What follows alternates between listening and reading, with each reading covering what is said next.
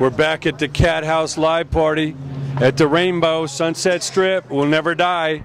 Whoa. We got Ron from Little Caesar, man. How are you today? Good, very good. It's great to be here. It's great. Introduce your cohorts here. Well, I'm Ron. This is Tom, the drummer, and this is Pharaoh, bass player. What up, Little Caesar? Awesome. Well, these are hallowed halls. Besides the Roxy and the Rainbow and the Cat House, we got GEFFEN Records across the street. We had Towers, Sunset down the block. I mean, what? Oh yeah. What are your greatest memories of that era? Just the excitement, the camaraderie, the fact that there was a scene and a whole bunch of people that nurtured, supported, and were passionate about music. And it hasn't returned anywhere. And this is probably, right here is probably the last greatest congregation of that for a whole scene of music.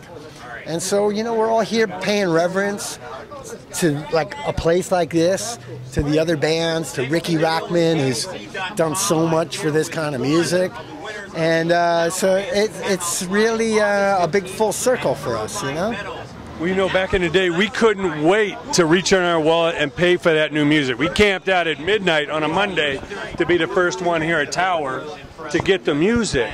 And a younger generation thinks they don't have to pay for music. They sit at home and download and steal this and that. You know, what do you say to that younger generation that they need to support the music so this whole industry, the studios and the graphic designers and the promoters, everybody can, you know, earn a living at what they love to do? What I say to them is keep pushing the bands to make a record that is so damn good you're willing to pay for it.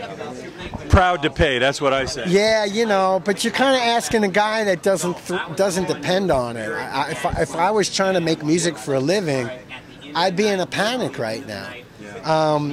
You know, so it's really hard with technology and everything else to try to convince younger music fans that they need to keep doling out money for music. You just got to really put something out that makes them want to belong so badly they're willing to open up their wallets for merchandise or for shows or share it.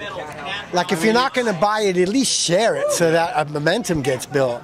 I mean, it's a pittance to pay for the excitement of a classic album, something that changed our lives. I totally agree. Yeah, but I also think, you know, if you're a young band coming up now, like obviously us coming from our era and looking back at the bands we like, you know, we didn't have all these distractions. You know, there weren't cell phones, and it was like a lot simpler. And music was such a big, prominent part. And now, like if you're growing up, you're just going to see it differently. So I'm kind of like more forward thinking in that, like I'm not sitting here whining about, you know, streaming, because I think streaming will probably be the future. Eventually people, and I think enough people will pay that it will, you know, bands will be able to see some money from it. I don't know that it's going to be like it used to be for rock bands, you know, like Led Zeppelin dominating and playing stadiums and selling the kind of records. But, you know, time changes. I mean, rock and roll, it's been around 60 years, and you know, it's just sort of the new reality, I think, and you just sort of have to go. Also, don't forget, you're talking to guys that we only got 10 cents on the dollar anyway, so, you know, so if these kids went out and bought a $13 CD, we got credit for $1.10 from the record label. You got the studio budget, you got an advance. Yeah, but it was all over-bloated. We walked away.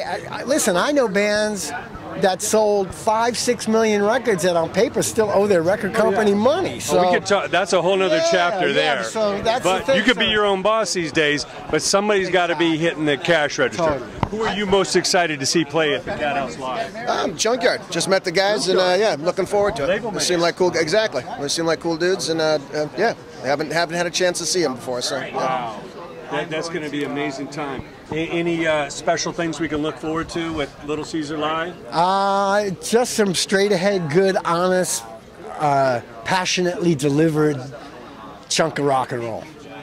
Well, that's all we asked for, man. We want it undiluted, uncensored, and in your face. If you could please deliver that. Oh, that will definitely happen. Easy to do.